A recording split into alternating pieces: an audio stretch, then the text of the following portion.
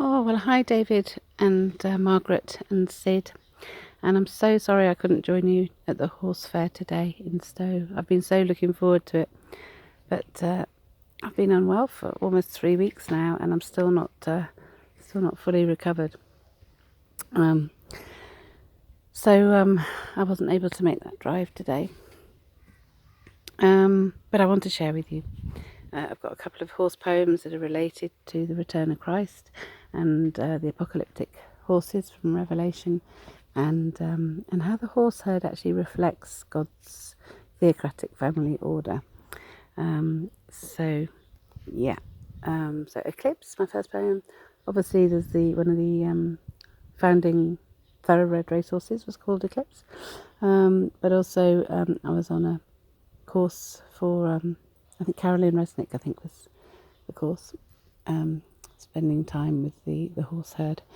And as you know, I do work with horses, and I love horses and and healing. So Healing Poems for Positive Love. This is my first book. There's a load of edits needed. And positive love. Well, love is always positive, but also the Holy Spirit of peace.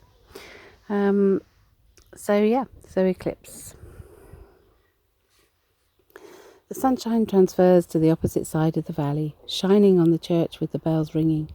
It is a Sunday, the Sabbath day, a day for rest, relaxation and recreation. We are not in that church on the hill, and although in the shade momentarily, we then bathe in the light and warmth of the horses. The spirited stallion reigns in that place where connection is all, the key to survival and purposeful existence, with structure, trust and joyful peace. A peace so silent, we can only hear if we listen to the fluttering eyes and flickering ears, a swish of the tail or stamp of the hoof, a snort of his nostrils flaring, assessing everything ready to run. Noticing even the butterflies floating by, keeping safe his herd, mares and foals, constantly monitoring the surrounding life, creating safety and peace so real. We pass by in our rushing world, and stupid vanity without even noticing. Who is the ignorant beast, really? And how we need to connect with nature and God's natural order.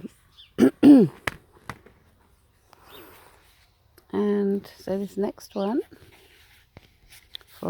this one's from Perusia Loves Light, which I wrote a lot of this from cruises that I did with my artist friend.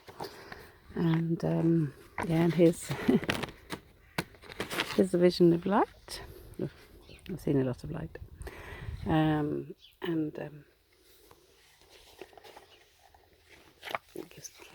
It gives me faith to bring this work out. Okay, so apocalyptic poem based on Revelation 6. So the famine, pestilence and war, which is what we're going through now, I think. And then we have the restoration of the white horse and Jesus returning faithful and true. So the red, black and pale horses ride with thunder. Thunderous clouds of hail and snow, bringing cold wherever they go, reaching to lands far and wide, going to affect many new brides. Not what they had planned for their wedding days, psychopathic games being played, games of hunger, death and thrones, ice reaching inside to their bones, reaching the marrow, harrowing thoughts, causing divisions of all sorts, dichotomies of mind, tipping the scales away from man being kind. Tipping to fractions of slated grey, slavery to states of being not gay, slavery to hunger, thirst and no day, slavery to making no hay.